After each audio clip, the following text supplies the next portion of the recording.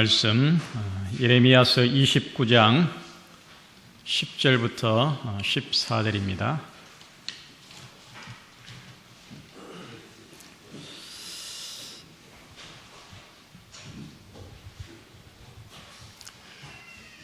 예레미야서 29장 10절부터 14절 제가 먼저 읽겠습니다. 홀수절을 함께 읽어주시기 바랍니다. 나 여호와가 이같이 말하노라.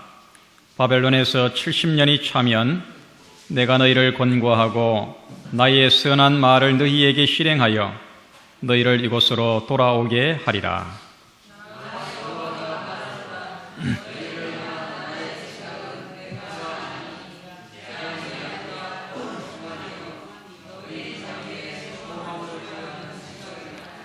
너희는 내게 부르짖으며 와서 내게 기도하면 내가 너희를 들을 것이요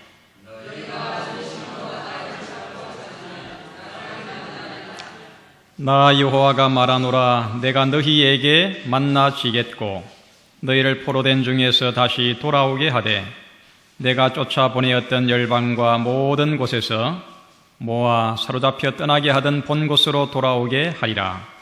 여호와의 말이니라 하셨느니라. 오늘 말씀의 제목은 나를 만나주시는 하나님. 이처럼 좋으신 하나님을 이 안식일에 다시 한번 우리의 마음에 모시게 되는 귀한 시간이 되기를 간절히 바랍니다. 추석 명절과 함께 맞이한 오늘 안식일이 어느 때보다 더 좋은 안식일인 것 같습니다. 이 안식일의 축복을 갑절이나 받아 누리게 되기를 바랍니다. 풍성한 오곡백과만큼이나 또 보름달의 그 풍성한 만큼이나 넉넉하고 풍요로운 그런 이 명절 또 이 안식일 되기를 바랍니다. 이 명절을 맞이할 때마다 우리가 꼭 잊지 말아야 될 것은 우리가 마침내 가야 될 곳은 우리의 하늘 본향임을 또 기억하시기를 바랍니다. 혹시 이 땅에서 우리가 가야 될 곳이 없고 또 나를 기다려주는 분이 없다 하더라도 그러나 나를 기다리시는 분 또 내가 가야 할 곳이 있음을 기억하시고 또 위로와 소망을 얻게 되기를 간절히 바랍니다. 한 소녀가 서울역에서 온종일 날이면 날마다 오고 가는 여객들 가운데서 누군가를 애타게 기다리고 또 찾고 있었습니다. 사람들이 이상하게 생각해서 물었습니다. 당신 누구를 기다리십니까? 부모 형제를 기다립니까? 애인을 기다립니까? 물어봐도 내가 누구를 기다리는지 또 그 사람이 언제 올지 저는 잘 모릅니다. 그렇게 대답을 했습니다. 왜 기다리냐고 물어도 그는 모른다고 대답을 했습니다. 그러면은 그 기다리는 것을 그냥 포기하면 안 됩니까? 그래도 나는 그것을 포기할 수가 없습니다. 내가 기다리는 것 외에는 달리 살아갈 길이 없습니다. 그렇게 대답을 했습니다. 누구인지도 모르고 또 그 기다리는 것이 무엇인지도 모르고 언제일지도 모르지만은 그러나 꼭 만나야 할 사람이 있습니다. 꼭 찾아야 할 사람이 있습니다. 그 기다림은 나만 기다리는 것이 아니라 그도 나를 기다리고 있습니다. 나는 그 만남을 위해서 또 그 기다림을 위해서 태어났고 그것을 위해서 살아가고 있으며 그것을 기다리고 찾다가 죽을 운명입니다. 그렇게 대답을 했습니다. 내가 그를 만나는 그날 내 인생은 송두리째 뿌리째 바뀌어서 신부처럼 변해버릴 것입니다. 그렇게 그가 대답을 했습니다. 여러분, 누구인지도 모르고 언제인지도 모르지만은 꼭 만나야 하는 그 만남, 나뿐만 아니라 그도 나처럼 그렇게 나를 만나고 싶어하는 그분과의 만남, 그 만남이 여러분 참으로 멋있고 또 그 만남이 참으로 극적인 만남일 것 같지 않습니까? 오늘 아침에 우리 임춘희 선생님께서 신앙 간증을 해주셨는데 아주 감동적인 그런 구절이 있었습니다. 이 사람과 사람이 만나면 뭐가 이루어지고? 역사가 이루어지고, 사람과 하나님이 만나면 기적이 이루어진다. 이 한 소녀의 이야기는 만들어낸 하나의 예화에 불과하지만은 우리의 일생이 어떤 것인지를 우리들에게 잘 보여주는 그런 이야기라고 할 수 있겠습니다. 이스라엘의 민족사 중에서 가장 치욕적인 사건을 뽑으라고 하면은 70년 동안의 바벨론 포로일 것입니다. 우리나라도 마찬가지입니다. 36년 동안 일본의 식민지를 받으면서 얼마나 많은 서름과 얼마나 많은 모욕을 당했는지 모릅니다. 그때의 그 위안부 문제는 지금도 여전히 우리들에게 아픔을 남겨주고 있습니다. 이렇게 이방의 포로로 잡혀간 백성들에게 눈물의 선지자 예레미야가 보낸 편지의 내용이 바로 오늘 읽은 이 본문의 말씀입니다. 예레미야서 그 읽은 본문의 1절에 보면은 이렇게 말씀합니다.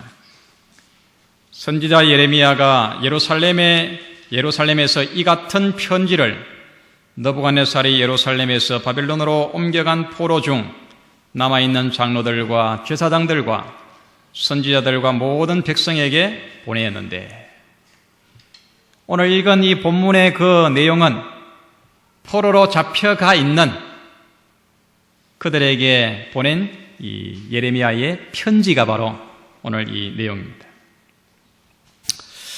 눈물의 선지자 예레미야는 치욕과 서름을 당해서 포로된 그의 동족들에게 위로와 소망의 기별을 전하면서 너희들이 지금 비록 포로지만은 이제 70년이 지나면은 반드시 본국으로 돌아올 것이라고 하는 약속을 주면서 낯선 이방 땅에서라도 전심으로 기도하고 하나님을 찾고 구하면은 하나님을 만나게 될 것이라고 하는 용기를 그들에게 주고 있는 것입니다.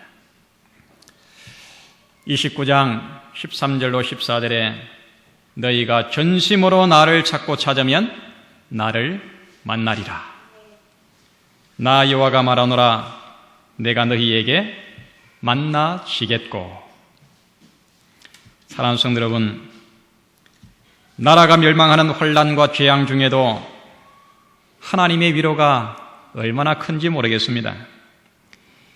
쇠사슬에 묶여서 이방의 포로로 잡혀가는 그런 불행과 슬픔 가운데서도 회복에 대한 약속이 얼마나 소중한지 모르겠습니다.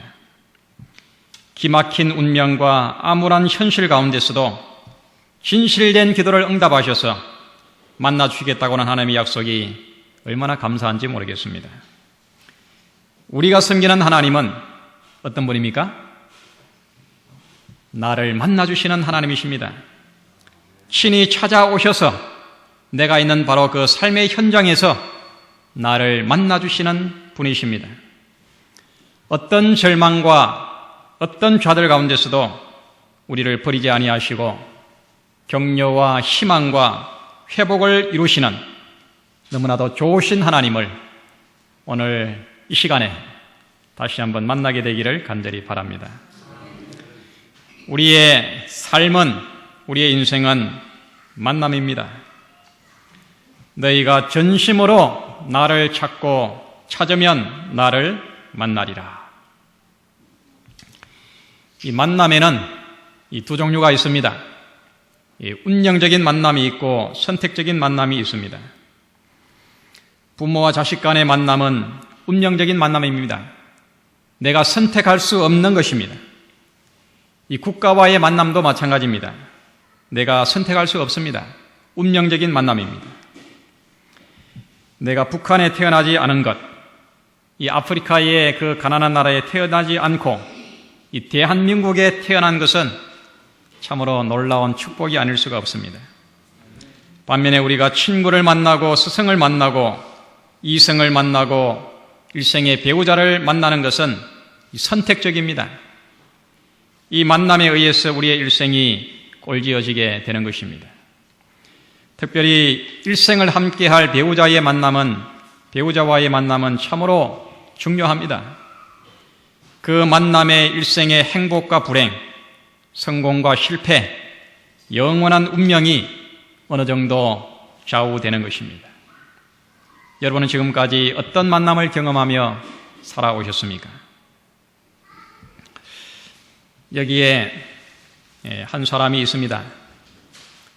그는 보지도 못하고 듣지도 못하고 말하지도 못하는 인생의 삼중어를 겪으면서 살아온 헬렌 켈러입니다. 그는 정상적인 사람도 할 수 없는 위대한 사랑과 헌신을 인류를 위하여 남긴 위대한 인물이었습니다.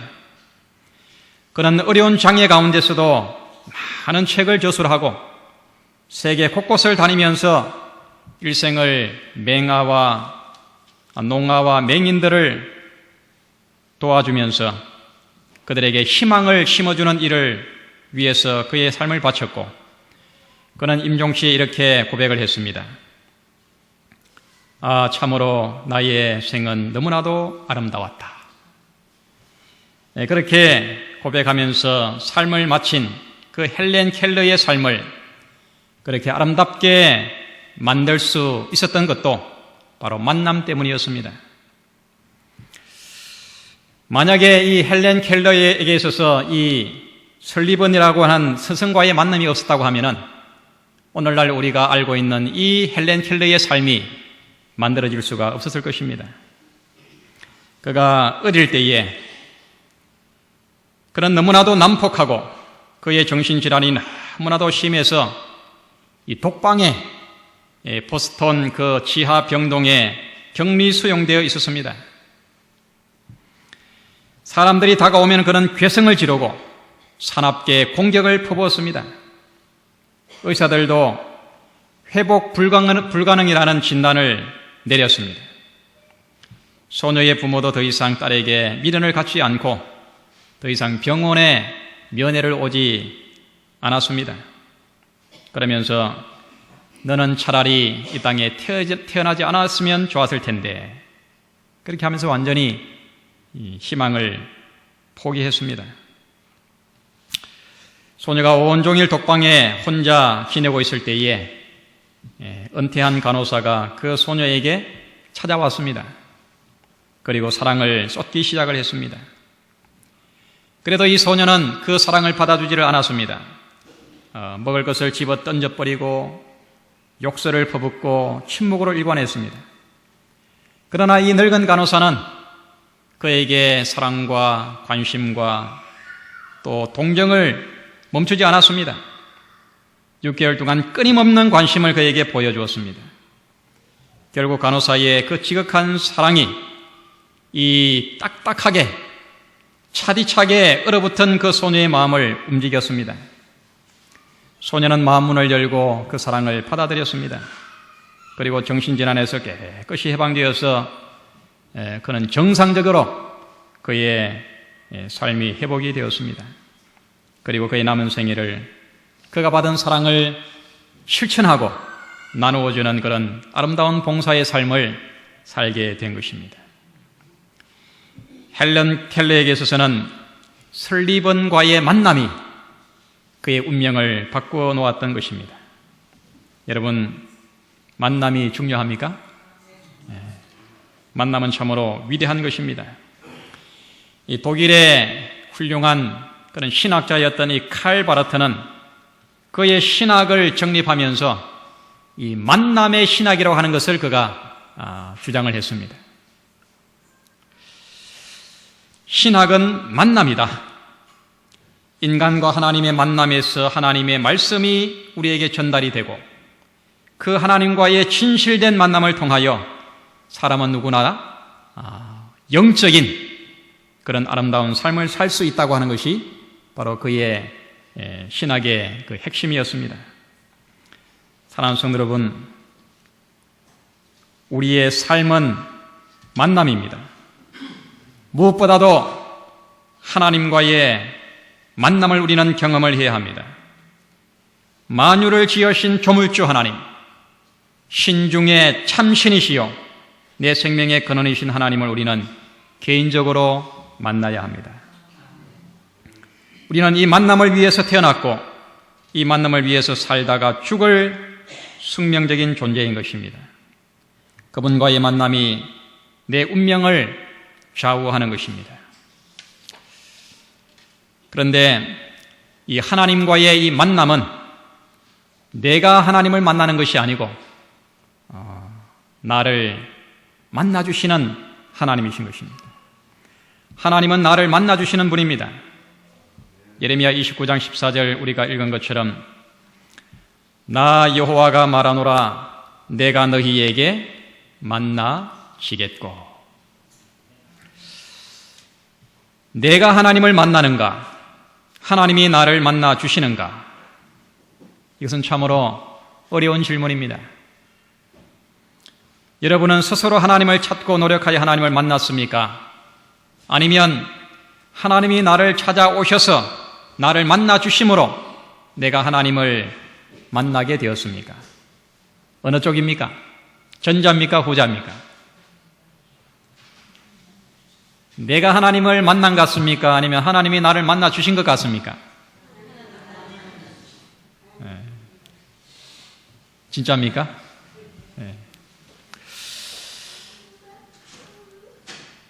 우리는 이것을 깊이 이해하고 우리가 경험을 해야 하겠습니다. 하나님은 나를 만나주시는 분입니다.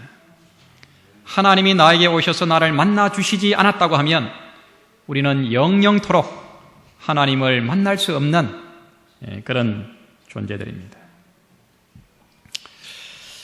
여기 또 성경에 한 여인이 있습니다. 그에게는 삶의 의미도 삶의 희망도 삶의 용기도 다 깨어져 버렸습니다. 삶의 모든 것이 깨어져서 완전히 산산조각이 나버렸습니다. 일생을 살면서 만나기를 원했던 부, 성공, 쾌락도 그에게는 그것이 진정한 만남이 아니었습니다. 그러나 그인의 마음속 깊은 곳에는 여전히 참 만남에 대한 기대만은 그가 버리지를 않았습니다. 이 여인이 우물가에서 드디어 예수를 만났습니다. 그리고 이 여인이 물동이를 내버려 두고 동네에 들어가서 외쳤습니다. 내가 만난 이 사람을 와서 보라. 이가 그리스도가 아니냐. 내가 메시아를 만났다고 그는 기뻐하며 소리쳤습니다. 여러분, 이 사마리아 여인이 예수를 만났습니까? 아니면 예수가 이 여인을 만나 주었습니까? 이 만남의 비밀이 성경 그 앞에 나와 있습니다. 요한복음 4장 3절로 4절에 이렇게 말합니다. 유대를 떠나서 다시 갈릴리로 가실새 사마리아로 통행하여야 하겠는지라. 이 유대의 지도를 보면은 이제 이 남쪽에 유대가 있고 저 북쪽에 사마리아 지역이 있고 그 위에 갈릴리가 있습니다. 이 유대 나라와 유대 사람들하고 이 사마리아 사람들은 아주 이렇게 원수지간이었습니다. 그래서 서로 왕래를 잘 안 했습니다. 그래서 이 남쪽 유대에서 저 북쪽 갈릴리로 가려고 하면은 사마리아로 통과하면은 아주 3일 만에 갈 수 있는 짧은 길이지만은 그 길을 보통 이용하지 않았습니다. 저 요단 동쪽으로 돌아가지고 그렇게 북쪽으로 다녔습니다. 그만큼 이 관계가 안 좋았는데 예수님께서 이제 갈릴리로 가시려고 하는데 보통 사람들이 다니는 그 요단 동쪽으로 가지 아니하고 어떻게 해야 되겠다는 것입니까? 내가 이 사마리아로 통행하여야 하겠는지라. 내가 반드시 이 사람들이 잘 가지 않는 서로 원수지간인 이 사마리아로 내가 가야 되겠다는 것입니다. 왜 그렇습니까? 나를 만나기를 간절히 바라는 한 여인이 있다는 것을 예수님이 아셨습니다. 그래서 예수님이 그 길로 가셔서 일부러 그 여인과 만나 주었던 것입니다. 나 여호와가 말하노라 내가 너희에게 만나시겠고. 이 말씀의 배경을 설명드린 것처럼 지금 하나님의 백성들이 이방 나라의 포로로 잡혀와 있는데 그 포로의 땅에서 내가 너희를 만나 주겠다고 하는 약속입니다. 이 말씀을 보정해 주는 말씀이 이 에스겔서에 나와 있습니다. 이 에스겔서 1장 16절에 보면은 이런 말씀이 있습니다. 지금 이 바벨론의 침략을 받아서 하나님의 성소가 완전히 무너지고 이제 그들이 이방의 포로로 잡혀갔는데 하나님의 집이 무너졌습니다. 하나님이 어디에 계셔야 합니까? 하나님의 집이 회파되어 무너졌는데 하나님이 어디에 계셔야 합니까? 에스겔서 11장 16절에 보면 그런즉 너는 말하기를 주 여호와의 말씀에 내가 비록 그들을 멀리 이방 가운데로 쫓고 열방에 흩었으나 그들이 이런 열방에서 내가 잠깐 그들에게 성소가 되리라 하셨고, 지금 유대에 있는 그 예루살렘에 있는 성전이 파괴되고 무너져 버리고 없는데 내가 지금 어디로 가겠다는 것입니까? 포로들과 함께 바벨론에 가서 그들의 내가 잠깐 성소가 되겠다고 그렇게 말씀을 하십니다. 하나님도 함께 포로가 되셨습니다. 예루살렘을 떠나서 포로된 그들과 같이 이방 땅 바벨론의 포로로 가신 것입니다.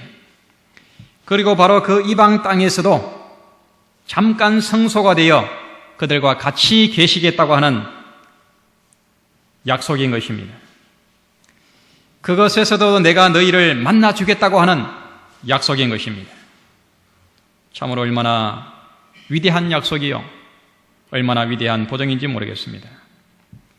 내가 너희를 만나기 위해서 잠시 내 집을 이사해서 너희들과 같이 있을 때니까 너희들이 걱정하지 말고 나와 함께 만나자. 내 집을 이사해가지고 포로로 잡혀간 그들 가운데 가서 너희들과 같이 있을 테니까 나와 함께 만나자. 이것이 바로 하나님이 주신 약속이요 위로인 것입니다. 여러분, 성경의 모든 만남은 사람이 하나님을 만나는 만남이 아닙니다. 성경의 모든 만남은 하나님이 직접 찾아오셔서 사람을 만나주시는 만남입니다. 하나님이 직접 찾아오셔서 만나주지 않으면 절대로 하나님을 만날 수 없는, 하나님께서 영영이 떠나버린, 다시 돌아올 수 없는 그런 죄인들인 것입니다. 창세기 3장에 보면 최초로 죄를 범한 아담과 하와를 하나님께서 어떻게 하십니까? 여호와 하나님이 아담을 부르시며 그에게 이르시되 내가 어디 있느냐? 누가 찾아왔어요? 하나님이 범죄한 아담을 찾아오셔서 그의 이름을 부르시면서 만나 주셨습니다. 아브라함의 후처였던 이 하갈이 잉태하자 그가 어떻게 합니까? 이 첫째 부인의 자리를 자기가 차지하려고 합니다. 그래서 이제 사라가 그를 구박하자 그가 쫓겨납니다. 창세기 16장 7절로 8절에 보면은 여호와의 사자가 광야 곁 샘 곳 술길 샘물 곁에서 그를 만나 가로되 사라의 여종 하갈아 네가 어디서 왔으며 어디로 가느냐? 그가 가로되 나는 나의 여주인 사례를 피하여 도망하였나이다. 지금 이 불만 가운데, 낙담 가운데 지금 집을 떠나 방황하고 있는 그 하갈을 하나님께서 찾아오셔서 그를 만나 주셨습니다. 이스라엘 백성들이 40년 동안 광야를 여행할 때에 신명기 32장 10절에 보면 모세가 노래를 지어서 그 후손들에게 가르쳐 주면서 이렇게 말합니다. 여호와께서 그를 황무지에서 짐승에 부러짓는 광야에서 만나시고 호위하시며 보호하시며 자기 눈동자같이 지키셨도다. 하나님께서 거칠고 황막한 그 광야에서 신이 때를 따라 그들을 만나 주셨습니다. 여러분, 이 누가복음 15장의 이런 양의 그 이야기는 양이 찾아옵니까? 목자가 찾아옵니까? 여러분, 이 양은 절대로 자기 혼자 길을 잃었을 때 찾아올 수 없는 그런 아주 미련한 그런 가축입니다. 누가복음 15장 4절에 너희 중에 어느 한 사람이 양 100마리가 있는데 그 중에 하나를 잃으면 99마리를 덜에 두고 그 잃은 것을 찾도록 찾아다니지 아니하느냐. 목자가 찾아오는 것입니다. 사랑하는 성도들이시여, 나를 찾아오셔서 친히 나를 만나주시는 하나님, 내가 가장 힘들고 가장 절망하고 낙담할 때에 가장 가까이 찾아오셔서 자상하게 나를 만나주시는 하나님, 그 하나님이 바로 우리의 아버지이십니다. 그 따뜻한 사랑 때문에 오늘 우리 모두가 다 여기에 앉아있는 게 아닙니까? 사랑하는 성도이시여, 우리 하나님은 먼저 나에게 찾아오셔서 나를 만나주시는 자비가 많으시고 정말 동정이 많으신 우리 하늘 아버지이심을 꼭 기억하시기를 바랍니다. 실물교훈의 탕자의 비유의 마지막 결론 부분이 바로 이것입니다. 그분의 귀는 통회하는 자의 부르짖음을 듣기 위해 열려 있다. 하나님을 사모하는 생각이 싹 트는 그 순간에 그분은 그것을 아신다. 기도가 아무리 덧없는 기도일지라도, 눈물이 아무리 은밀하게 흘릴지라도 그분은 아시며, 하나님을 사모하는 마음이 아무리 미약할지라도 하나님의 성령이 마중나가지 아니하시는 때는 없다. 기도가 입술에서 떨어지기도 전에, 마음의 소원이 알려지기도 전에 그리스도께로부터 온 은혜가 인간의 마음에 역사하는 은혜를 만나기 위하여 나온다. 우리의 인생은 만남입니다. 하나님은 나를 만나 주시는 분이십니다. 예레미야서 29장 11절에 나 여호와가 말하노라, 너희를 향한 나의 생각은 내가 아나니 재앙이 아니라 곧 평안이요 너희 장래에 소망을 주려 하는 생각이라. 하나님과의 만남이 비로소 우리들에게 평안을 주고 우리들에게 소망을 주고 우리의 삶에 회복을 주는 것입니다. 1802년 프랑스가 낳은 세계적인 대문호 빅토르 위고의 삶은 1841년을 기준으로 그의 생애의 기원 전과 기원 후로 나뉘게 됩니다. 그는 주색에 빠져서 방탕한 사람이었습니다. 그렇게 방탕한 삶을 살아갈 때에 그의 딸이 그 아버지의 타락한 삶을 더 이상 보고 있을 수가 없어서 그가 유서 한 장을 남기고 강물에 뛰어들어서 그가 자살을 했습니다. 하나님의 품으로 돌아오십시오. 이것이 그의 딸이 남긴 마지막 유서였습니다. 빅토르 위고는 그의 딸의 죽음과 유서를 앞에 놓고 울부짖었습니다. 나의 이 타락한 삶이 내 딸을 죽였구나.